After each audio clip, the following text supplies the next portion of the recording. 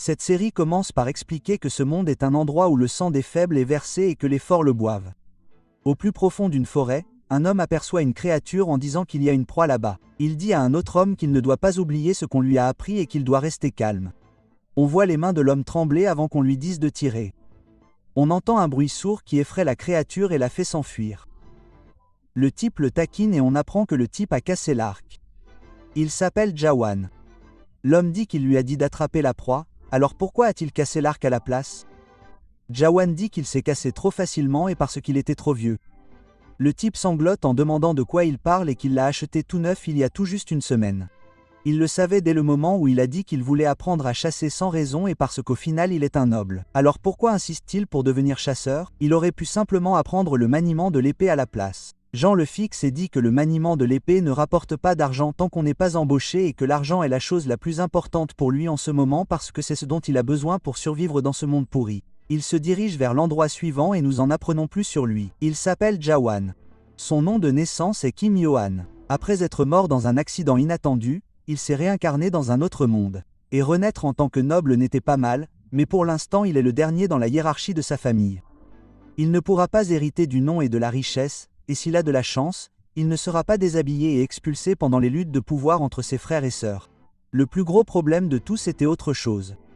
Il n'arrive pas encore à l'expliquer, car l'homme qui lui apprend à devenir chasseur lui dit d'attendre, car ce qu'ils aperçoivent devant eux est une meute de loups.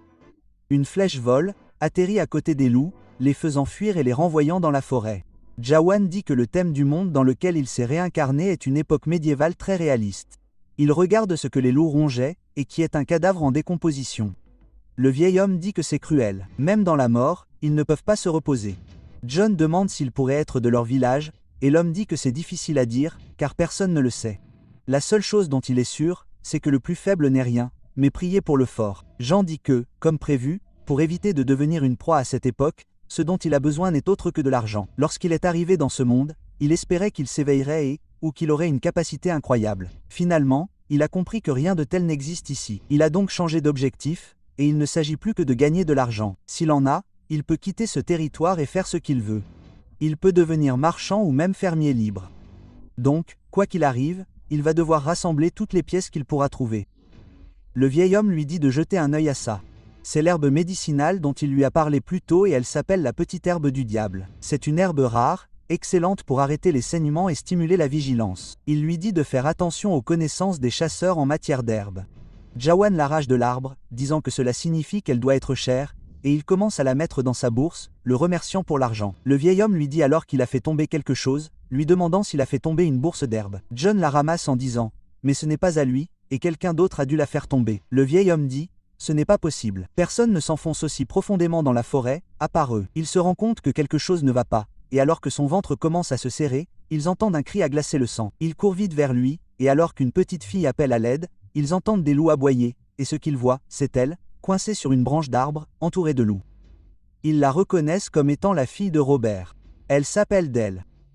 Ils se demandent pourquoi elle est si loin dans la forêt, mais les loups les remarquent et se mettent à baver parce qu'ils ont faim. Le vieil homme leur dit qu'ils sont trop nombreux et qu'ils ne peuvent pas s'en sortir seuls, qu'ils devraient donc reculer et appeler des renforts. John se met alors à courir droit vers les loups sans crainte. Le type leur dit que c'est trop dangereux et que ce ne sont pas des loups ordinaires, mais des mangeurs d'humains, ce qui signifie que ce sont de vrais prédateurs. John leur dit que tout va bien et nous apprenons enfin qu'il s'appelle Joseph. Il dit qu'il va attirer leur attention et qu'il pourra ainsi sauver d'elle. Le vieil homme est surpris. Il dit qu'il n'arrive pas à y croire et qu'il s'offre son appât juste pour sauver un simple roturier. Jean dit qu'il savait que cela arriverait et qu'il se serait dépêché d'apprendre à chasser davantage. Il n'avait pas réalisé que cet endroit était une mine d'or. Il commence à compter les loups en disant qu'il y en a au moins 10 ici et que s'il vend leur peau, il se fera une belle somme d'argent. Il est maintenant temps pour lui de récolter ses fruits. Il se met à crier mais surprend Joseph. Ce n'est pas le cri en lui-même qui l'a surpris. C'est que son escrime est vraiment horrible. Les loups chargent vers lui jusqu'à ce que l'un d'eux bondisse et lui fonce droit au visage. Jawan lève son épée et mord la lame, mais la déchire comme un pitbull dans une garderie, le désarmant complètement. Un autre loup ne rate pas l'occasion et lui mord directement à la gorge. Joseph se met à crier pour appeler Jawan. Pendant ce temps, au même moment, sur le territoire des Huit, qui est celui de sa famille, On arrive au village de Baltreden, où l'on apprend que l'inspection territoriale de la famille des 8 est de passage aujourd'hui. Les habitants des bidonvilles sont, comme vous l'avez deviné, absolument sales. L'une des concubines de la famille dit qu'ils sont dégueulasses. On nous présente également le premier fils, nommé Phililip, ainsi que le père de Jawan, qui dit que cet endroit pue toujours quand il y passe et que c'est une campagne horrible. Il s'appelle Yesun. Philippe dit à son père qu'il semble que Yahan soit introuvable, mais qu'il est disparu pendant l'inspection territoriale ne peut pas être quelque chose qu'ils ont laissé passer comme ça, et qu'il veut envoyer des soldats pour le retrouver. Jess pousse un rot de dingue, disant d'oublier ça. Ça ne sert à rien de chercher cet abruti, et s'il meurt quelque part comme sa mère, ça ne le concerne pas. Il remarque alors quelque chose comme un étrange tas de paille. Il s'en approche et demande pourquoi c'est là, à l'entrée du village. Ils disent qu'ils sont désolés, car ce qu'ils ont recouvert n'était qu'un petit désordre. Ce n'était autre que l'entraînement de Jawan. Ils l'ont recouvert parce que c'était inesthétique. Jess rit, demandant quel genre d'entraînement pathétique quelqu'un comme lui pouvait faire. Il est surpris par ce qu'il voit. C'est une empreinte de Knuckles laissée sur un arbre. Et ce n'est pas qu'un seul. Alors que les arbres les uns après les autres ont été complètement détruits par le seul point de Jean, Yesun demande ce que c'est que ce bordel. Maintenant que les loups ont mis Jawan au sol, on voit qu'il est confus car ses crocs ne le transpercent pas. Yahan plie son avant-bras, disant que, comme il le pensait, les épées ne sont tout simplement pas son style. Il l'envoie voler dans les airs, disant que cette fois, il se battra à sa manière. Mais ce sont toujours ses sources de revenus, et pour éviter de devenir une proie à cette époque, il a besoin d'argent. Et pour gagner de l'argent, ce dont il a besoin, c'est de force. Une force écrasante au point de transcender les limites humaines. Alors qu'il frappe ce loup si fort, la moitié de son visage est déformée et effacée. Joseph est surpris et comme ce n'est pas seulement qu'il est puissant, il est aussi très rapide, en voyant plusieurs loups voler dans les airs, les défigurant comme des fous. Il en attrape un par la mâchoire et fait ce mouvement de King Kong où il le fend. Il le laisse ensuite tomber au sol tandis que Joseph, incrédule, demande quel genre de force il peut avoir. Yahan est juste fou et demande combien tout cela vaut. Nous en apprenons plus sur Jawan cependant, car il n'a pas d'autre choix que d'accepter que la vie dans ce monde n'est pas facile. Ses frères de rang supérieur le tourmentent constamment, exhibant leur statut en le flambant, le frappant quand bon leur semble. Naturellement, il commence à comprendre à quel point ce monde est impitoyable. Même s'il devait être battu à mort, personne ne s'en soucierait. Le seul sur qui il peut compter, c'est lui-même. Il réfléchit donc à ce dont il avait besoin pour survivre dans ce monde médiéval. Heureusement, il avait un avantage sur tous les autres à cette époque. Sa vie passée d'étudiant moderne qui étudiait sans relâche pour obtenir un emploi et passer des examens. Grâce à cela, sa tête détenait des connaissances que les gens du Moyen-Âge ne pouvaient même pas imaginer. Il décida d'utiliser cela à son avantage, car nous le voyons s'entraîner en utilisant des choses qu'il avait apprises grâce à la science de l'exercice ainsi qu'un régime alimentaire parfaitement équilibré. Il fit un chevaux d'entraînement basé sur la science de l'exercice moderne et pratiqua des arts martiaux de combat rapprochés. Son entraînement sans fin s'accumula pendant plusieurs années jusqu'à ce qu'il devienne un monstre absolu, capable de renverser des arbres à main nue. À chaque séance d'entraînement, son corps montrait encore plus de force que la fois précédente. Le coach Greg le sponsorisait. Que ce soit une bénédiction de Dieu ou une nouvelle épreuve, personne ne le savait au fil du temps. Alors que nous entendons le dernier des loups-greniers, il soupira que c'était le dernier d'entre eux. Joseph demande à Dell si elle est blessée quelque part. Alors qu'elle commence à pleurer pour lui, Joseph soupire, disant que Jawan a été incroyablement imprudent, se demandant s'il sait à quel point c'était dangereux. Mais même ainsi, penser qu'il s'est avancé devant une bête sauvage sans une seconde d'hésitation pour le bien d'un jeune surfeur, il a été ému par ses actes et au nom de tous les villageois, il veut le remercier. John, lui, est juste en train de tergiverser à propos de l'or, se demandant lequel se vendrait le plus cher. Il demande ensuite à Joseph de répéter ce qu'il a dit, mais Joseph, réalisant qu'il est un gobelin d'argent, dit que ce n'est rien. Jawan demande à Dell si elle est blessée quelque part et elle dit qu'elle va bien, mais nous la voyons instantanément se figer de peur alors qu'une entité commence à grogner derrière eux. Jawan et Joseph se retournent avec des visages de merde, seulement pour rencontrer le regard d'un loup géant qui grogne après eux alors qu'ils se rapprochent de Yahan. Joseph hurle en disant que c'est un monstre et dit à Yahan qu'ils doivent courir car un monstre comme celui-ci nécessite une armée entière. Jawan dit qu'il pensait que c'était un monde médiéval normal, mais qu'il y ait des monstres ici est surprenant. Il dit que ce doit être leur chef. Puis il s'excuse d'avoir tué ses subordonnés, disant que les peaux de loup se vendent très cher. Le loup continue de lui grogner dessus, et il dit qu'il peut le sentir, que cette chose le voit comme une proie. Mais pour lui, cela n'a pas d'importance. Alors qu'il s'apprête à l'attaquer, il esquive en sautant sur le côté et s'agrippe à un tas de pierres, disant que quoi que ce soit, sa peau se vendra encore plus cher. Il lui jette la pierre directement au visage, ce qui le fait hurler. On le voit tituber sous l'attaque, mais il lui a maintenant laissé une cicatrice à l'œil. Jaon est furieux d'avoir griffé la peau, disant que maintenant le prix va baisser. A-t-il oublié ce qu'il vient de faire au loup plus petit? Il montre à nouveau ses crocs, mais se met ensuite à hurler. C'est si puissant que ça génère des ondes de choc, obligeant Jawan à se boucher les oreilles et Joseph à boucher celles de Del, mais c'est trop car Jawan commence à perdre connaissance et sa vision s'estompe. Il entend alors un bruit de halètement alors qu'il rêve de lui en train de se battre jusqu'à ce qu'on lui tranche la tête. Il se réveille en sursaut, hurle et demande ce que c'était, mais surtout qu'en est-il du monstre? Il regarde autour de lui en disant qu'il n'est pas prêt, mais aperçoit ensuite Del et Joseph profondément endormis à proximité. Il dit qu'au moins ils sont en sécurité et qu'il ne sait pas ce qui s'est passé, mais que des monstres pourraient réapparaître, ils doivent donc rentrer rapidement. Pendant ce temps, il jette un coup d'œil à la peau de loup, disant qu'il les voulait vraiment, mais qu'il ne pouvait pas faire grand-chose. Alors peut-être qu'il apportera un chariot la prochaine fois qu'il ira chasser. C'est au fond du sol que l'on voit une tête de loup qui pourrait être celle de son rêve. Après la nuit, il retourne au village en disant qu'il est content qu'il fasse beau et que les villageois sont peut-être partis à la recherche de Del. Même s'il ne l'avait pas fait exprès, il l'a sauvé, ce qui lui permettra peut-être de gagner des points auprès de son père. Il se représente l'image de son père le nommant successeur. Pendant que Philippe pleure, Yahan rit en disant qu'il n'y a aucune chance, mais qu'il pourrait au moins le nommer garde. Si cela arrivait, il n'aurait plus à se soucier de la nourriture. Quelque chose attire alors son attention lorsqu'il voit une torche et il dit que ce doit être une équipe de recherche pour Del. Mais il regarde de plus près et est confus lorsque Philippe crie pour lui demander où il était. Mais plus important encore, il a disparu le jour de l'inspection de son père. John dit « Oh merde », car il l'a juste oublié. Son père le traite alors de gamin insensé et saute de cheval en piétinant le sol. Jawan dit qu'il a eu des circonstances inévitables, mais son père lève sa hache, lui ordonne de se taire, lui demande comment il ose l'ignorer pour qu'il lui brise sa tête arrogante. Jawan dit qu'il a réussi à rentrer de justesse, et maintenant il doit écouter ses conneries de chien. Mais il est aussi énervé de ne pas avoir récupéré les pots, et sa vie est vraiment dure, mais il pourrait peut-être en tirer une opportunité. Il commence à faire le ultime, disant à son père qu'il n'était pas absent de l'inspection exprès et qu'il était en retard parce qu'il sauvait des gens de la forêt. Robert commence à courir vers sa fille, pleurant des larmes de joie en lui disant qu'elle va bien.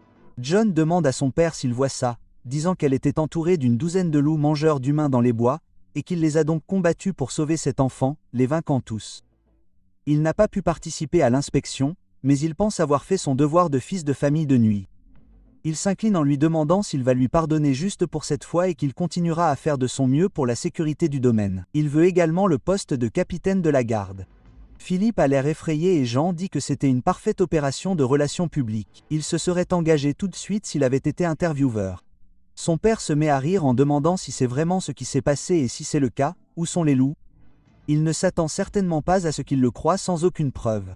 Jawan demande ce qui ne va pas chez lui, disant qu'il ne ment pas et qu'il a même rencontré le grand loup noir. Les villageois ont l'air surpris et commencent à murmurer, mais Yeson crie, disant à tout le monde de se taire et demandant à Yahan comment il ose lui mentir, car il lui ouvrira la bouche. Jawan dit que s'il veut se battre en duel, il prouvera ses compétences, et même s'il ne l'aime pas, il reste son père. Il a donc évité de le combattre, mais il n'a pas le choix. Son père serre les dents, sourit et dit qu'il veut voir à quel point il est vraiment doué, lui disant de lever son épée et qu'ils se battront en duel en n'utilisant rien d'autre qu'une arme. Ja réalise que c'est mal car il ne sait pas se servir correctement d'une arme. Et son père lui dit de défaire sa lame, mais quand il le fait, il se rend compte qu'elle est cassée. Yeson le traite de merde et dit à Philippe de lui prêter la sienne. Philippe dit à Jawan qu'il n'est pas trop tard pour demander pardon car c'est la seule façon pour lui de s'en sortir vivant. Jawan dit qu'il n'a rien fait de mal mais qu'un homme ne s'enfuit pas. Il repousse Philippe en lui disant de bouger et qu'il espère qu'il tirera une leçon de son duel. Son père baisse son casque et Yahan dit que c'est pour le mieux et que s'il montre aux gens ici à quel point il est doué, même son père devra le reconnaître et il prouvera sa valeur. Jawan se met à crier, mais son père est horrifié et lui demande ce que peut bien être cette aura monstrueuse qui émane de lui. Jawan frappe la hache de son père, mais sa lame est complètement brisée, les morceaux s'envolant. Une partie blesse Jawan, l'autre frappe son père, mais c'est assez fort pour le faire tomber à genoux. Son père, frustré, le charge en le traitant de parasite. Il se dirige vers la tête de Jawan, mais Jawan l'esquive de justesse tandis que Yeson hurle et lui demande comment il ose l'insulter. Les spectateurs réalisent qu'il essaie vraiment de le tuer, et Jess lui demande alors s'il sait pourquoi il ne lui a jamais appris à manier l'épée. C'est parce qu'il serait toujours une merde inutile de toute façon, et peu importe ses efforts, il ne pourra jamais le surpasser. Son domaine lui appartient et il est seul. Personne ne le lui prendra. Ni lui, ni l'empereur. John se demande ce qui se passe, disant que son père a peut-être perdu la tête à cause de l'alcool, mais ce n'est pas important pour l'instant. Il ne voit pas très bien à cause du sang, et Philippe crie après Jawan, ce qui est surprenant qu'il s'inquiète pour lui. Mais pourquoi diable son sourcil est-il sur son nez? John se retourne alors, voyant la hache voler droit sur lui, et les villageois regardent avec horreur, mais il parvient à la bloquer de justesse avec sa lame cassée. Le poids la brise cependant, et Ja réalise qu'il a perdu. Il baisse les yeux vers les restes de son épée et son père lui dit de savoir où est sa place. S'il le revoit un jour, il lui défoncera la tête en s'éloignant. Les villageois commencent rapidement à se rassembler autour de Jawan, l'appelant. À l'intérieur de l'église du village, un homme crie, disant que c'était tellement injuste de la part de Yeson, et Yaan lui dit de se taire car quelqu'un pourrait les entendre. Mais Viborg dit qu'il s'en fiche et qu'il vient du Vatican, donc il n'en a pas besoin. Un chevalier devrait avoir de l'honneur, alors comment a-t-il pu traiter son fils comme ça? Jawan dit qu'il va bien puisqu'au moins il est vivant. Mais Valberg lui dit que c'était ridicule car il était vêtu d'une armure complète et qu'il avait dû perdre la tête à cause de l'alcool. Jawan rit mais a l'air un peu découragé en disant que c'est la réalité après tout et qu'il n'a jamais appris à se servir de l'épée mais qu'il ne savait pas qu'il était aussi impuissant. Viborg lui dit que Yeson a participé à de nombreuses batailles et qu'il a hérité de la technique de la famille et qu'il a de l'expérience, donc il est logique qu'il ait perdu. Il a entendu dire que Sir Britz, dans le domaine voisin, a tué à lui seul plus de 300 soldats du surf. John dit que c'est incroyable, mais il suppose que la technologie est importante. Il pensait pouvoir vaincre un père ivrogne puisqu'il a combattu un énorme loup noir. Et Volberg a l'air surpris, demandant si c'est vrai. Il a vraiment vu un loup noir dans la forêt. Yaan dit que oui, mais Joseph et Del l'ont vu aussi, ils peuvent donc le soutenir. Weberg commence à prier et Yaan demande « Quel est le problème ?» Valberg sort un livre dans lequel il est écrit que depuis longtemps, les loups noirs sont considérés comme tabous et que le prêtre les qualifie de présages de mort. Selon des histoires vieilles d'un siècle, les loups noirs apportent la mort et le sang. John le lit mais dit qu'il ne croit pas à ce genre de choses, mais que ce loup noir était peut-être une prémonition de son duel avec son père.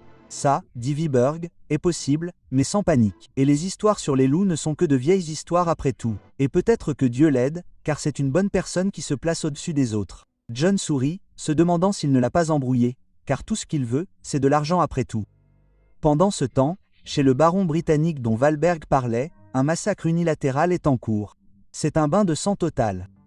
On voit une femme hurler de désespoir, tenant son enfant avant qu'un homme ne s'approche et ne les tue tous les deux. L'un des soldats se met à rire, demandant pourquoi ils ont essayé de s'enfuir. L'autre acquiesce, disant qu'ils vont mourir de toute façon, mais que c'est vraiment cruel. Tuer tout le monde dans le domaine et brûler tous les corps est difficile, mais son pote lui dit qu'ils font juste leur travail et récupèrent leur or. À l'extérieur du domaine, on voit quelqu'un s'agenouiller devant quelqu'un d'autre, et il s'appelle Kuramov. La femme l'informe que les mercenaires ont fini de nettoyer, lui tendant l'anneau de sceau de la famille Brie. Il le regarde et le serre, disant qu'il avait de grandes attentes car il a entendu dire que Brie avait tué 300 soldats du surf à lui tout seul. Mais il n'a même pas résisté à 2 attaques, donc il ne vaut même pas la peine d'être traité de jouet, et que lui, l'épée du Saint-Empire, également mandataire de la Majesté impériale, a été chargé de récupérer tous les sceaux. Il décrète qu'il punira tous les nobles corrompus comme le souhaite sa Majesté impériale, et que tous ceux qui sont avec l'empereur seront récompensés par de l'or et des honneurs infinis. Mais il est temps pour ces hommes de se mettre en route et de tuer, voler et brûler tous ceux qui sont contre l'empereur, car le 8e pouvoir est le suivant. Plus tard, Jawan fait à nouveau le même rêve où il se bat en duel avec quelqu'un, mais nous savons maintenant qu'il s'agit de Kuramov. John s'abat, mais Kuramov le bloque. Il transperce ensuite l'épée de Jawan dans sa tête d'un seul coup. Le sang jaillit tandis que la tête de John roule sur le sol. Lorsqu'il ouvre son casque, son visage est empli d'horreur. Il se réveille à nouveau en sursaut dans la réalité, couvert de sueur froide. Il dit que depuis qu'il a vu ce loup noir, il fait le même cauchemar depuis des jours.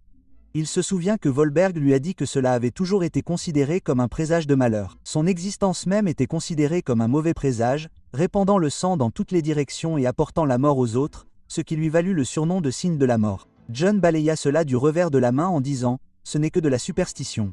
Volaberg lui-même dit que ce n'est qu'une légende, mais ce n'est pas comme s'il avait déjà fait quelque chose de mal au loup noir. Puis il se souvient l'avoir frappé au visage avec une pierre, en disant qu'il lui avait vraiment fait quelque chose de mal. Mais quoi qu'il arrive, il arrive. Les pensées inutiles doivent disparaître car il est temps de s'entraîner. Alors qu'il reprend son habitude de frapper les arbres, ses frères s'approchent de lui en se moquant de lui, disant qu'il n'a sûrement pas déjà oublié que son père lui avait dit de ne pas revenir. Même après l'avoir battu sans raison, il rampe et se comporte à nouveau comme un dur, aboyant comme un chien qui ne peut rien faire, mais c'est aussi risible. Il pense que couper les arbres le rendrait plus fort. Il commence à se montrer vraiment arrogant. Jawan sourit sans répondre en posant sa main contre l'arbre avant de le frapper directement. Ses frères ont un moment de « oh merde ». Alors que l'arbre s'effondre, ils se retournent lentement et leur demandent s'ils ont dit quelque chose, et si c'est le cas, ils devraient s'approcher un peu plus et le répéter. Ils demandent pourquoi diable ils sont allés le voir, disant qu'ils allaient simplement le dire à Père à la place. John les traite de pathétiques, disant qu'ils devraient se préparer à gagner leur vie. Mais il ne sert à rien de s'inquiéter des autres car il est temps de reprendre son entraînement. Philippe dit que ce qu'ils ont dit est vrai. Père n'a pas l'intention de le nommer à un poste quelconque. Un homme porte un sac derrière Philippe. Jean dit qu'il s'en doutait. Pourtant, étant donné qu'il ne l'a pas tué, il suppose que cela aurait pu être pire. Philippe demande s'il n'est pas déçu et Yann dit que c'est comme ça.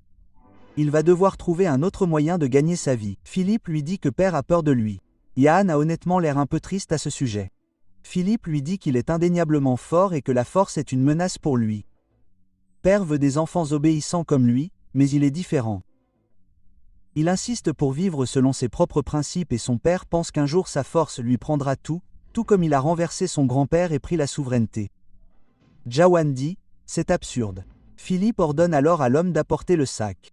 Et quand il le fait, John est surpris et demande ce que c'est. Philippe lui donne un manteau, une longue épée et un plastron, car tout cela a été rangé dans le château sans raison, et il sait qu'il lorgne ces choses depuis un moment. John tressaille un peu et Philippe dit qu'il n'est pas comme leur père. Il s'avère qu'il n'avait tout simplement pas de sourcils. C'est ma faute pour le dernier commentaire. Ali Pcha l'a foutu en l'air. Il dit qu'il n'est pas assez stupide pour se débarrasser de quelqu'un de compétent. C'est pourquoi, lorsqu'il deviendra seigneur à l'avenir, il le nommera capitaine de la garde. D'ici là, il ne doit pas négliger son entraînement et cesser de causer des problèmes. Jawan dit qu'il ne cause jamais de problème en premier. Philippe lui fait un doigt d'honneur en s'éloignant. Au moins, c'est un bon frère. Jawan regarde toutes les armures et dit que c'est celle de son rêve. S'il la porte, il risque de mourir de la même manière qu'il l'a fait. Pour une raison quelconque, il a l'impression de pouvoir la surmonter, bien qu'il n'en ait aucune preuve. Quoi qu'il en soit, il aura besoin d'équipement s'il veut gagner. Ailleurs dans le village, on entend des gens rire et s'amuser à la taverne. Un homme raconte comment Jawan a tué 50 loups, mais a laissé toutes les peaux derrière lui parce que le chevalier ne devrait pas être obsédé par l'argent. Il a dégainé son épée uniquement pour sauver Del et Joseph. Il est droit et pur, ce qui signifie qu'il est le modèle du vrai chevalier. Certaines personnes commencent alors à dire des conneries. Jess dit qu'il devrait déjà mourir et que Jawan aurait dû lui couper la tête ce jour-là. Ils savent que Jawan a été indulgent avec lui parce qu'il est son père. On voit quelqu'un boire jusqu'à ce que Robert s'approche d'eux en leur disant de boire autant qu'ils veulent parce que c'est lui qui paye les boissons aujourd'hui. La personne demande pourquoi. Robert dit que c'est parce que John a sauvé sa fille. Les clients commencent alors à chanter en l'appelant le chevalier vertueux. L'un des hommes demande alors qui ils peuvent être car ils ne les ont jamais vus dans le coin. Ils commencent alors à sourire en disant qu'ils ont dit du mal du Seigneur devant un parfait inconnu, ce qui signifie que les villageois ici ne doivent avoir peur de rien. Il a trouvé leur histoire assez intéressante et il a besoin d'en savoir plus sur Jawan. Ce soir-là, Jawan se promène en fredonnant en disant qu'il est heureux que Philippe le nomme capitaine des gardes et que sa route dorée est enfin arrivée. Il aperçoit alors un type appuyé contre une clôture disant qu'un futur capitaine des gardes ne peut pas ignorer un citoyen ivre. Il s'approche et demande où se trouve sa maison en disant qu'il l'escortera. Quand Yann baisse les yeux, il dit qu'il ressent une sensation de froid lorsqu'il lui met instantanément une lame sous la gorge. Il est surpris et demande ce qui se passe. John se demande si ce n'est pas un assassin envoyé par son père, mais il dit que si c'était le cas, son père se serait suicidé. C'était peut-être madame, car Philippe n'aurait jamais fait ça. Au fond de lui, il n'a aucune idée de qui les a réellement envoyés. Il demande ce qu'ils veulent et s'ils font ça pour de l'argent, et il leur donnera tout ce qu'il a s'ils le laissent partir. Ils lui disent que si c'est de l'argent, ils en ont largement assez. Jawan se demande juste ce qu'ils veulent si ce n'est pas de l'argent. Puis ils disent qu'ils ont une question à lui poser. Si les réponses ne leur plaisent pas, ils lui trancheront la gorge sur le champ. John dit, ce mec est complètement cinglé, mais il se dit de se ressaisir. Il a déjà réussi à passer le deuxième tour d'un entretien avec une grande entreprise. Bien qu'il ait échoué, il a parfaitement répondu et a survécu. La personne dit qu'elle va commencer maintenant. Elle baisse les yeux vers le bras de Jean, disant qu'il a un beau corps. Il a du mal à croire qu'il est le fils de ce cochon, et demande s'il est vraiment le fils de Jess. John dit que ça devient un peu bizarre, mais ne sait pas quoi dire. Il y réfléchit avant de dire, parfois, un lion peut naître de la lignée d'un cochon, mais il n'y a pas de réponse. Il se demande si ce n'était pas la mauvaise réponse jusqu'à ce que la personne commence à glousser avant que cela ne se transforme en un rire tonitruant, disant que c'était à son goût. Jean dit, dans ce cas, j'espère qu'ils pourront le libérer. L'homme dit qu'il est désormais à lui. La cicatrice du type ressemble beaucoup à celle des loups. Jawan, lui, panique en demandant ce que cela signifie. Il finit par apprendre que le nom de cet homme est Kagel. C'est le plus grand assassin de l'Empire. Il perfectionna son escrime à travers d'innombrables assassinats et, en raison de ses mouvements ressemblant à ceux d'un serpent, il fut plus tard connu sous le nom de serpent venimeux. Cependant, il rencontra des problèmes car il ne parvenait pas à trouver un successeur pour hériter de son escrime. Il chercha partout, même au sein de la guilde des assassins. Malheureusement, il ne trouva que des insectes sans valeur qui ne pourraient jamais lui succéder. Quelques-uns montrèrent du potentiel, mais lorsqu'il les aborda pour leur demander s'ils voulaient devenir son successeur, ils répondirent qu'ils préféraient mourir plutôt que de ternir l'honneur d'un chevalier. Sans hésiter, Kagel leur coupa alors la tête, et il se rendit dans plus de 30 familles nocturnes, tuant leurs héritiers parce qu'ils avaient tous choisi la mort au nom de l'honneur. Impatient de trouver un successeur, il rendit visite à la sorcière de l'Empire et elle lui dit que le disciple qu'il cherchait résidait dans le château des Aes, un petit territoire rural oublié, et qu'il était l'un des fils de ce seigneur ivrogne mineur. Kagel lui demanda si elle disait vraiment que son successeur était là, car une pièce d'or pouvait acheter la moitié de ce territoire. Elle rit en disant que si sa prophétie lui déplaisait, elle lui rendrait son argent. Il dit qu'il ne savait pas quelle malédiction il recevrait en volant la pièce d'une sorcière, mais qu'il la croirait.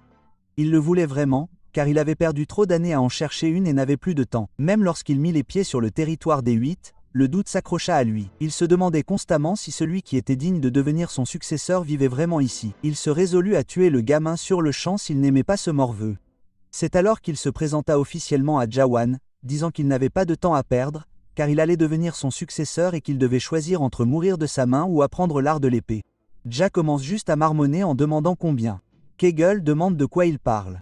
Jawan veut juste savoir combien il doit le payer pour apprendre son escrime. Kagel est agacé, disant qu'il n'accepte pas d'argent. John ne comprend pas pourquoi un maître de guilde avec une envergure incroyable lui apprend gratuitement, disant que ce type est un parfait perdant. Il prendra volontiers le jackpot. Il l'appelle maître pliant sans aucune pression, lui demandant pourquoi il a mis autant de temps alors qu'il a attendu toute sa vie pour quelqu'un comme lui. Kagel lui dit que son escrime est celle d'un assassin. Le simple fait de l'apprendre le marquera de honte, la honte de toute famille nocturne, et il pourrait être méprisé par toute sa lignée. Jawan dit qu'il ne se soucie pas de l'honneur ou de la honte, et qu'il veut juste apprendre. Kagel dit que ce genre de gamin est une première, mais il est d'accord.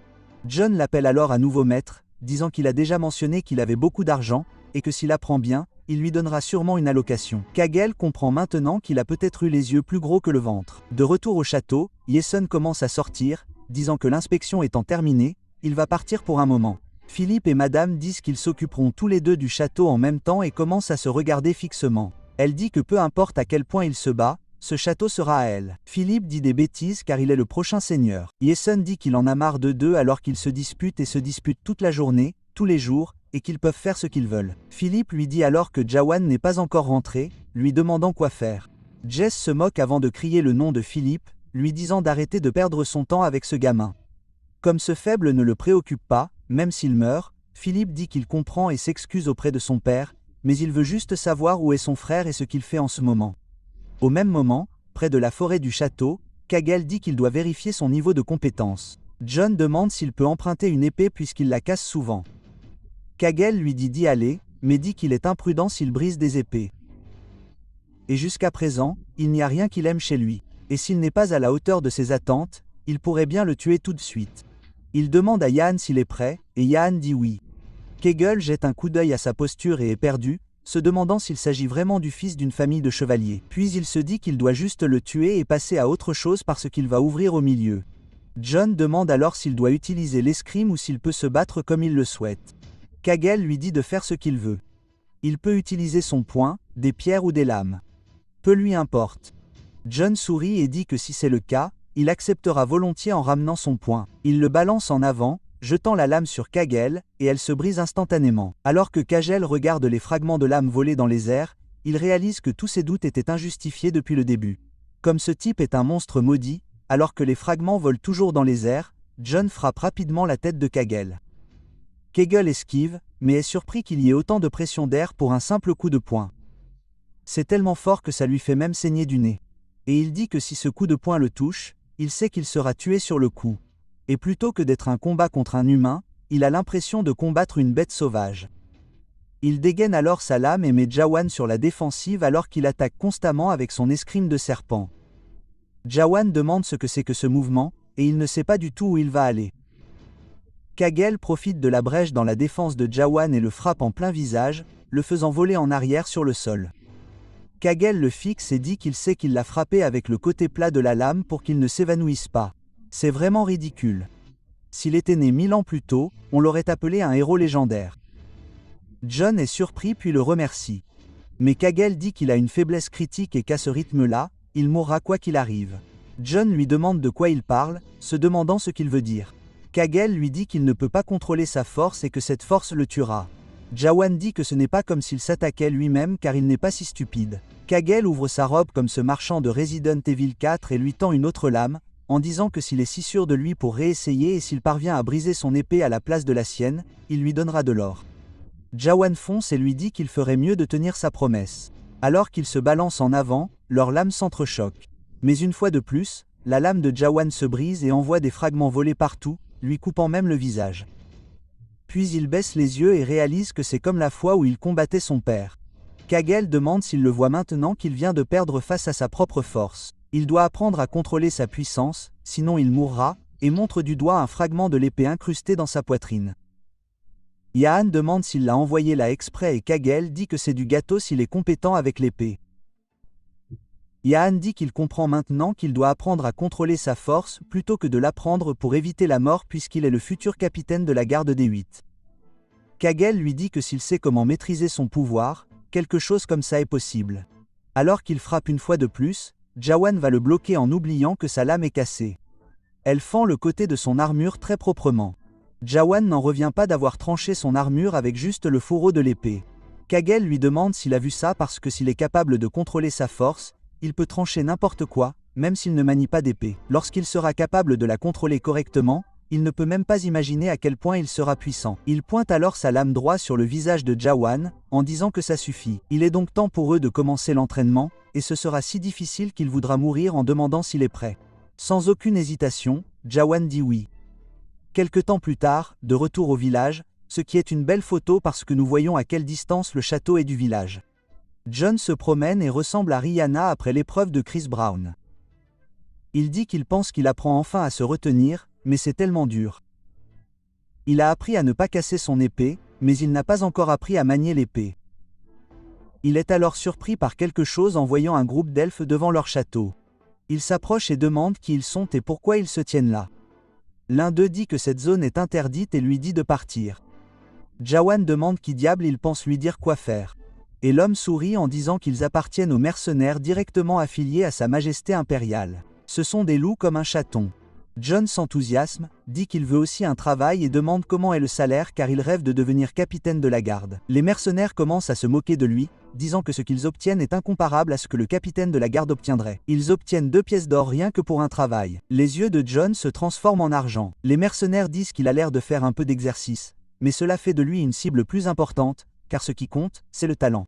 John dit qu'ils ont raison, car il n'a jamais vu d'or de sa vie. Cela pourrait vraiment être un meilleur choix que de devenir capitaine de la garde. Alors qu'ils s'amusent tous bien à se défoncer, Kuramov s'approche par derrière et commence à libérer des tonnes d'intentions meurtrières en direction de Jawan. Jawan tend instinctivement la main vers sa lame avant que tous les mercenaires ne pointent les leurs vers sa gorge. Lorsqu'il reprend ses esprits, il se demande pourquoi il a commencé à dégainer son épée en premier lieu. L'un des elfes le traite d'impoli pour avoir essayé de dégainer son épée devant Kuramov, alors elle va le décapiter tout de suite. Kuramov dit que ce n'est pas grave, mais demande à Jawan qui il est. Jawan déglutit de manière audible avant de se présenter comme étant Jawan de la maison 8. Kuramov commence alors à attraper son casque, l'enlève et le fusille du regard. Jawan dit qu'il n'arrive pas à croire qu'il a dégainé son épée sans même y penser. Il n'a jamais ressenti ça, même en voyant le loup noir.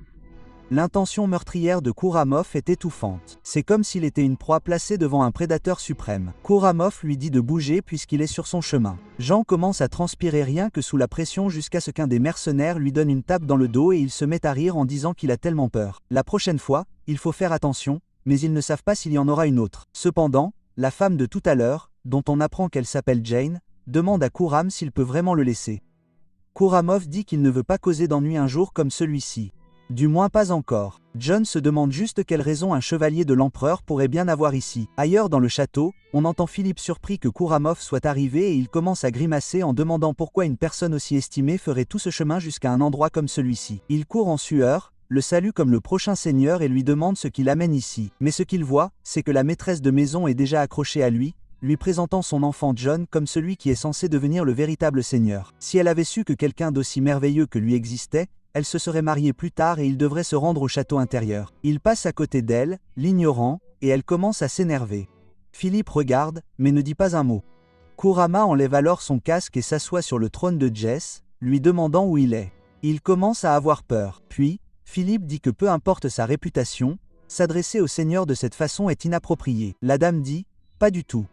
C'est le plus grand chevalier de l'Empire et il n'y a rien de mal à ce qu'il appelle Justine comme il le souhaite. En tant que maîtresse de maison, elle s'occupera de la réception en disant que Philippe n'a certainement aucune objection. Philippe dit qu'elle est vraiment rusée en essayant de saisir une opportunité pour faire de Jon le prochain seigneur. Kurama attrape alors ses lames en leur disant de se taire et qu'il devrait juste se perdre parce qu'il veut juste de l'alcool maintenant. Il commence alors à libérer son intention meurtrière en disant que jusqu'à ce que Yesun arrive, il attendra à l'intérieur de ce château. De retour dans la forêt la nuit, Jaon s'entraîne avec Kagel, mais il est dans les vapes, se rappelant ce qui s'est passé avec Kuramoff. Kagel le traite d'idiot et lui dit de se concentrer. Et lorsque Jawan lève les yeux, il voit 3 dagues voler. Il en dévie 2, mais l'une le poignarde à la nuque. Kagel lui dit que si les dagues qu'il lui a lancées tout à l'heure étaient empoisonnées, il serait mort. Il lui demande pourquoi. Il n'est pas concentré. Jean dit que des chevaliers prétendant être les chevaliers personnels de l'empereur sont récemment arrivés au village et que quelque chose cloche. C'est le territoire de la 8e famille et peu importe qui ils sont, même les chevaliers impériaux ne devraient pas pouvoir fermer les portes et contrôler l'entrée comme ça parce que ça n'a aucun sens. Kagel dit, suspect ou pas, il ne peut rien y faire. Kuramoff est le chevalier direct de l'empereur, et aussi le guerrier le plus fort du continent. Il est la puissance centrale du Saint-Empire, et même l'armure qu'il porte est légendaire. Jawan demande si cela signifie qu'il est plus fort que lui. Kagel le fixe une seconde et dit que s'il devait l'affronter dans un combat, il se retournerait et s'enfuirait sans aucune hésitation. Jawan dit que l'issue d'un combat est quelque chose qu'on ne connaît qu'après s'être battu. Kagel le frappe à la tête avec son épée, lui disant de se taire car il ne sait même pas où est sa place. En ce moment, il ne peut même pas contrôler sa propre force, et ce n'est qu'un gamin à moitié idiot qui ne connaît même pas les bases de l'escrime. Jawan serre les dents et dit qu'il le fera correctement. Kagel a l'air impressionné, lui disant de venir vers lui. Alors qu'il commence à échanger des coups, à chaque fois qu'il y a une ouverture, Kagel le frappe et lui dit de recommencer. Cela se répète encore et encore jusqu'à ce qu'il soit à terre, lui hurlant dessus. Jon se demande juste pourquoi ça ne marche pas. Il n'utilise même pas d'épée. C'est juste un fourreau. Il ne peut pas le couper. Il se souvient que Kagel lui a dit de suivre le flux de la force plutôt que de frapper à l'aveuglette. Il doit transférer le flux de force et le concentrer sur la pointe de l'épée. Alors qu'il frappait, il a lentement commencé à comprendre ce que cela signifiait de contrôler sa force. Kagel peut également dire qu'il le comprend, disant que le son sourd de son épée devient aigu. À ce moment-là, Kagel commence à devoir esquiver certaines attaques. Jawan dit, c'est ça. S'il combine tout ce qu'il a appris jusqu'à présent avec la bonne quantité de force, alors qu'il se prépare à une attaque appropriée, Kagel réalise instinctivement que c'est dangereux. Jon fonce en avant en utilisant la technique de serpent de Kagel contre lui. Il parvient même à couper son épée en 2. Jon s'excite et crie en disant qu'il l'a vraiment coupé. Il a maintenant complètement saisi la sensation. Il dit que ce n'était même pas si dur et se met à rire. Kagel dit que ça a dû être de la chance d'avoir dit à Yaan de se préparer car cette fois il ne se retiendra pas pour revenir vers lui. Ja fait alors une nouvelle démonstration en lui montrant sa propre technique d'escrime et le fait tomber au sol en brisant à nouveau son épée. Jawan saute en l'air super excité. Pendant ce temps, Kagel demande simplement « C'est quoi ce bordel ?» Il ne lui a clairement rien appris d'autre que de contrôler sa force. Pourtant, il peut utiliser librement sa technique secrète comme si c'était la sienne. Il ne l'a parfaitement assimilée qu'après l'avoir brièvement vue. Il l'utilise encore plus parfaitement qu'il ne le fait. Kagel lève les yeux vers Jawan et son expérience lui dit qu'à moins d'un miracle, Jaon est déjà devenu quelqu'un qu'il ne peut vaincre. Il marmonne doucement qu'il s'est retrouvé un « absurde ». Kagel dit alors à Yaan que malheureusement ses enseignements s'arrêtent là et qu'il partira au lever du soleil. Jawan dit qu'il n'a fait qu'apprendre à utiliser l'épée, mais il va partir comme ça. Kagel lui dit qu'il possède déjà tout ce qu'il faut. De plus, même s'il déteste l'admettre, il est devenu plus fort que lui en moins d'une semaine et il est satisfait tant que son habileté à l'épée ne disparaît pas et continue d'évoluer afin qu'il puisse vivre la vie qu'il souhaite. Il a travaillé dur jusqu'à présent et il est fier de lui. Jaon et lui sont assis autour d'un feu de camp et Yaan demande s'il va vraiment partir. Kagel dit qu'il n'est jamais resté trop longtemps au même endroit. Jawan demande si c'est parce qu'il est un assassin. Kagel dit que c'est juste comme ça qu'il est. Jawan a cependant une question. Sait-il quelque chose sur les signes inquiétants? Kagel se demande s'il parle du loup noir auquel Jawan dit être. Il l'a rencontré récemment et après, il a rêvé qu'on lui avait coupé la tête. Donc, quand il est venu pour la première fois chercher sa tête, il a pensé qu'il était le présage. Kagel dit que s'il l'avait tué, cela aurait été son signe inquiétant. Mais la malchance n'arrive pas sous une forme fixe. Avant de partir, il lui donnera quelques conseils. Tout d'abord, il doit trouver une arme adaptée à sa force. Il faut au moins que ce soit de l'acier d'Anna pour résister à sa puissance. Jean demande ce que c'est. Kagel explique que c'est un métal imprégné de magie, qui n'existe que sous forme de relique légendaire. Sa méthode de création a été perdue, et il est indescriptible, ne peut être extraite que dans des ruines antiques. De ce fait, les armes fabriquées à partir de Danis sont extrêmement rares et il n'en existe que quelques-unes dans le monde. John dit que si c'est vrai, cette merde a l'air beaucoup trop chère. Kagel dit que même s'il avait économisé toute sa vie, il ne pourrait pas s'en offrir une. En fait, on ne peut probablement même pas s'en acheter une avec de l'argent. Jawan demande pourquoi diable il recommanderait quelque chose comme ça alors. Et Kagel dit qu'il voulait juste lui dire de trouver une arme qui convienne à sa situation. Jawan dit qu'il doit cacher sa véritable intention puisqu'il est un assassin. Kagel dit que non, mais lui demande pourquoi il évoque toujours sa profession quand il en a l'occasion. Il lui dit ensuite que même la couleur du Danastil est inhabituelle et que si jamais il voit quelqu'un porter du Danstil, il devrait juste courir sans même se retourner car s'il ne connaît pas ses limites, il ne vivra pas longtemps. John lui dit qu'il gardera cela à l'esprit, lui demandant s'il part maintenant. Kagel lui dit de graver les mots suivants profondément dans son esprit. Des os, il ne devrait jamais combattre des adversaires qu'il ne peut pas vaincre s'il est dangereux de courir. Si vous devez vous battre, utilisez tous les moyens nécessaires et tuez sans faute. Et s'il suit cette règle, il ne mourra probablement pas. Et il espère vraiment que Jawan survivra. Jawan le regarde partir, récitant les mots que Kagel lui a dit. Il dit qu'il s'en souviendra certainement et l'appelle à nouveau son maître. Au même moment, de retour au château, la dame demande à Kouramov si l'alcool est à son goût. Il dit qu'il a le goût de pisse et qu'il doit l'emporter. Elle lui dit que c'est assez cher alors qu'il le jette à côté d'elle, le brisant sur le mur. Il dit que c'est dommage. Elle lui dit ensuite que le seul alcool meilleur que celui-ci se trouve dans la chambre du Seigneur. Il doit être fatigué après son voyage, alors il devrait aller dans une chambre confortable au lieu de rester ici. Il l'ignore, et elle continue d'essayer de le séduire, disant que c'est très confortable, et qu'elle est sûre qu'il ne sera pas déçu. Ce sera juste la bonne chose à faire. Ils seraient deux, et ils pourraient passer un moment merveilleux ensemble. Il lui dit d'aller se faire voir. Elle dit qu'ils n'ont pas beaucoup de temps. Elle veut commencer sa réception car le Seigneur arrivera tard ce soir. Il ouvre alors les yeux en disant « Enfin, comme il en avait marre de tout ça, autant s'amuser maintenant. » On l'entend ensuite crier alors qu'il lui brise le cou et lui fait sortir les yeux de la tête. Il dit que son divertissement préféré est le massacre. Philippe regarde tout cela en retenant son souffle derrière une porte. Lorsque Jawan arrive enfin au village, il est surpris par ce qu'il voit. Tout est en feu, ce qui le laisse perplexe. Au même moment, Yesun, voyant le même site, se demande pourquoi de la fumée s'échappe de son domaine. L'un des hommes dit qu'il ne sait pas, mais qu'il devrait rentrer immédiatement. Ils chevauchent aussi vite qu'ils le peuvent, et Jess s'arrête aux portes. Les mercenaires disent qu'ils se montrent enfin après que quelque chose d'amusant ait eu lieu. Il est si lent et ennuyeux, tout comme il en a l'air. Ils le traitent de porc et lui disent de bouger plus vite, car Kouramov n'est pas un homme très patient. Yesun franchit les portes et est horrifié à la vue de tous ses serviteurs et enfants assassinés, avec des expressions horrifiées sur leur visage. Son cœur se met à battre la chamade et il demande ce qui se passe. Kurama s'avance alors en lui disant qu'il est en retard. Jess lui demande ce qu'il fait et attrape sa hache, puis la lui crie une fois de plus en la pointant sur lui.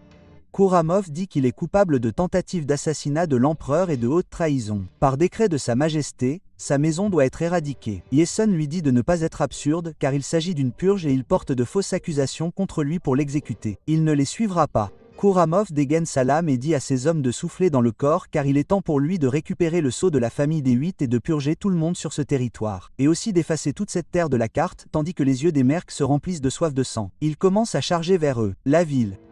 Après l'avoir incendié et tué tout le monde, on voit Volberg à genoux et l'un des mercenaires le traite de vicieux en lui demandant s'il est si difficile pour lui de dire où se cache le fils bâtard du cochon.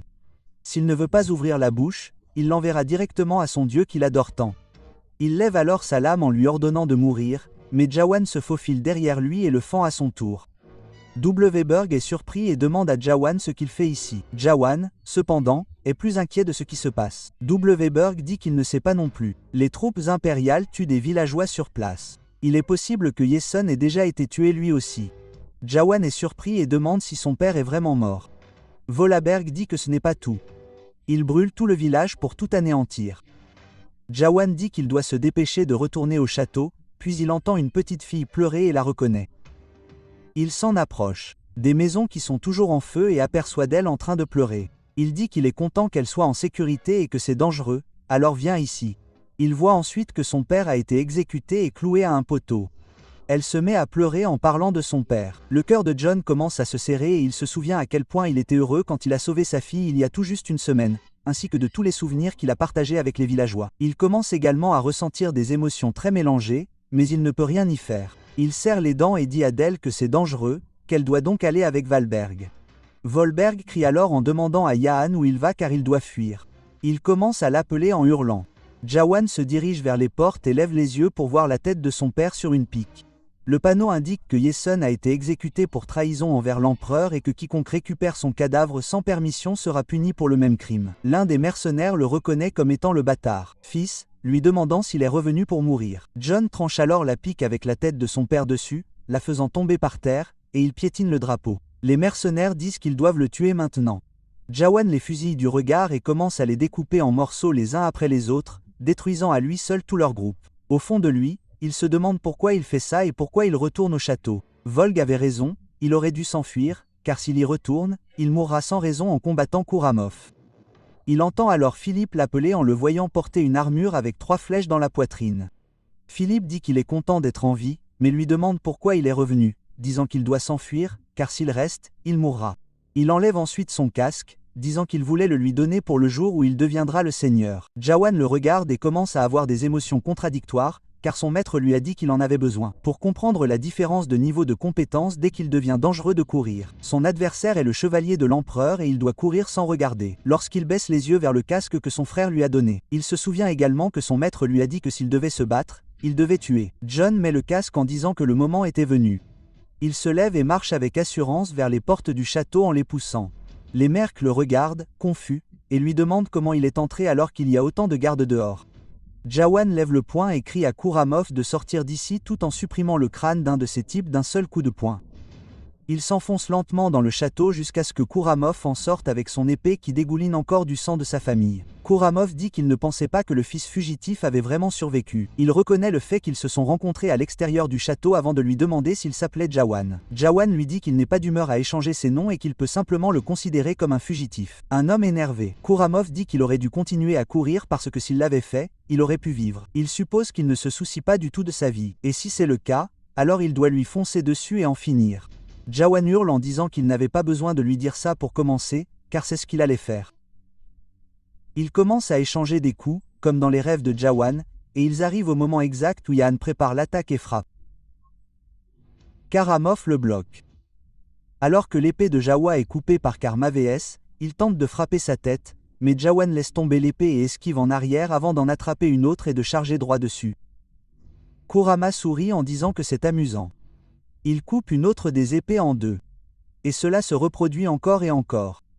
Alors que Yahan attrape continuellement les épées des mercs qu'il a déjà tués, il esquive ensuite un grand coup de Kouramov alors qu'il est coincé par le Karma-VS. Esquive. Kouramov arrive pour l'achever et frappe vers le bas. Jawan l'évite, ce qui fait que Kouramov tranche l'un des piliers du château et celui-ci commence à s'effondrer. Kouramov dit que c'est intéressant et qu'il est bien plus divertissant que Britz ne l'était dans la fumée des décombres qui s'effondrent. L'un des mercenaires se fait jeter sur lui. Kouramov le transperce en disant que c'est vraiment agréable et qu'il veut encore plus de divertissement. Jaon parvient finalement à attraper une autre épée et arrive avec un puissant coup de cul que Kouramov bloque avec son bras. Mais l'attaque transperce son armure mais lui arrache également un morceau du bras. Bien sûr, la lame se brise. Kouramov est vraiment surpris en prenant ses distances. Il lui faut un moment pour s'en rendre compte car il vient de traverser son armure d'acier d'anis. Kouramov commence à trembler lorsque John attrape une autre lame. Kouramov dit que c'est impossible car les humains sont incapables de blesser Danis et lui demande qui il est. John charge une fois de plus et il continue à échanger coup pour coup. Kouramov dit qu'il n'a jamais entendu parler d'une telle force auparavant. Mais il semble que ce soit tout ce qu'il est, car il bloque facilement toutes les attaques. Et même s'il est sur la défensive, Jawan ne peut pas porter un seul coup significatif. Kouramov réalise qu'il est une brute avec seulement de la force et que ses attaques ne sont pas fines. Il fonce en avant. Jawan la bloque. Bien sûr, l'épée se brise et il en attrape rapidement une autre par terre et se prépare à nouveau. Kouramov dit que c'est exactement ce qu'il attendait et qu'il ne peut même pas bloquer correctement une simple frappe et qu'il frappe uniquement par instinct en ce moment. Il n'a aucune technique derrière lui, ce qui lui fait penser que Yesun ne lui a jamais appris le vrai maniement de l'épée. Il voit qu'il est dangereux. Il doit donc en finir rapidement, car s'il grandit, il deviendra quelqu'un que personne ne pourra arrêter. Et s'il utilise à nouveau cette stupide entaille large, il la brisera, transpercera l'épée et lui tranchera la tête d'un seul coup. Jon commence alors à faire exactement comme il le pensait, mais ce n'était qu'un simulacre car il effectue un changement rapide. Khorramov est complètement pris au dépourvu et va réagir. Jawan utilise la technique de Kagel, changeant de direction pour se diriger vers le côté ouvert de Khorramov. L'épée entre en contact avec l'armure. Il parvient à porter un coup très violent en échange de la perte de son épée. Khorramov se met à hurler de douleur alors que ses entrailles commencent à se répandre. Il voit Jan lever son poing en arrivant et le frapper directement sur le côté où il vient de le couper. L'armure de Danis commence à se bosseler et nous voyons une énorme onde de choc due au coup de poing. Ce n'est pas tout car il explose par derrière, le faisant cracher une tonne de sang. Il plante son épée dans le sol tandis que rien d'autre que du sang ne sort de sa bouche. Ses yeux commencent à devenir un peu flous et il reconnaît qu'il s'agit de l'escrime de Kagel, ce qui signifie que Jawan cachait sa véritable compétence depuis le début et qu'il a complètement baissé sa garde. Jawan pointe une lame cassée vers sa gorge. Pendant que Khorramov continue. Pour saigner à cause de tous les dégâts internes, il y a littéralement une mare de sang sous lui et il commence à tousser sa mâchoire, baisse sa lame et lève son casque. Il le laisse tomber sur le sol, lui demandant pourquoi il a fait tout ça. Khorramov dit que tout cela était pour sa majesté impériale car le Saint-Empire est maintenant plus instable que jamais. Sa Majesté a dégainé l'épée impériale pour corriger l'Empire. Avant de terminer sa phrase suivante, il commence à tousser violemment, se tenant le côté tout en crachant encore plus de sang. Il se met alors à rire, disant à Jawan qu'il a bougé pendant des décennies. Il a traversé des champs de bataille et combattu d'innombrables chevaliers, mais il n'a jamais rencontré quelqu'un d'aussi fort que lui auparavant, et qu'il a besoin de lui pour l'accompagner avec l'Empire, car Sa Majesté a besoin d'un talent aussi fort que lui en ce moment. L'or infini de l'Empire lui accordera la gloire, et il recevra de vastes et fertiles terres. Il veillera également à ce que Sa Majesté le nomme chevalier impérial. Il devient l'épée impériale, il obtiendra tout ce qu'il souhaite. Jon pense alors sans fin mais dit que c'est étrange. C'est la vie dont il rêvait autrefois mais pour une raison quelconque il ne ressent rien. Il baisse les yeux vers Khorramov et lui dit qu'il refuse. Khorramov est confus et demande pourquoi et Jawan dit qu'il a non seulement tué sa famille, mais aussi des surfeurs innocents, des gens qui n'ont rien fait de mal. Khorramov est surpris et demande s'il décline vraiment son offre pour de simples surfeurs. Il serre les dents de frustration et demande pourquoi leur mort a de l'importance. Il dit ensuite que ce doit être parce que sa mère était une surfeuse de basse extraction que le sang d'insectes l'a contaminé et qu'il doit comprendre que la loi du monde veut que les forts boivent le sang des faibles. Jawan serre les dents et s'excuse auprès de Kagel en disant qu'il ne peut plus contrôler sa force. Il frappe Khorramov au visage, l'envoyant voler en arrière. Il ne s'arrête pas là et revient coup sur coup. Il demande pourquoi il pense que ses vies étaient sans valeur et si l'empereur l'a fait. Cela signifie beaucoup. Pourquoi il pense qu'ils sont si géniaux au départ, au point qu'ils en viennent à juger qui méritent de vivre et qui ne le méritent pas. L'armure de Danis commence à se déformer sur son crâne. Alors que le sang remplit les yeux de Khorramov, la dernière chose qu'il voit n'est autre que Jawan. Chaque coup devient de plus en plus lourd alors qu'il le transforme en un crayon de viande. Finalement, il ne fait que trembler sur le sol et Jawan se relève, le poing couvert de sang. Khorramov, bien qu'en quelque sorte toujours en vie, commence à tousser et Jan commence à s'éloigner. Khorramov le traite d'idiot, disant qu'il aurait dû accepter son offre parce que maintenant il est trop tard. Celui qui a brisé l'épée de l'empereur ne connaîtra plus que la souffrance à partir de maintenant. Jawan baisse les yeux vers lui tandis que sa main devient molle. Comme ce sont ses derniers mots, Jawan dit « Ce monde accepte la mort ». Naturellement, tout ce à quoi il pensait, c'était de gagner de l'argent et de survivre. Mais ils ont massacré tout le monde sur son territoire, y compris sa famille, puis ont essayé de l'anéantir. Donc même si le monde entier devient son ennemi, il n'a fait que ce qu'il fallait faire. Et il ne regrettera jamais ses choix, peu importe ce que les gens disent, c'est comme ça qu'il compte vivre.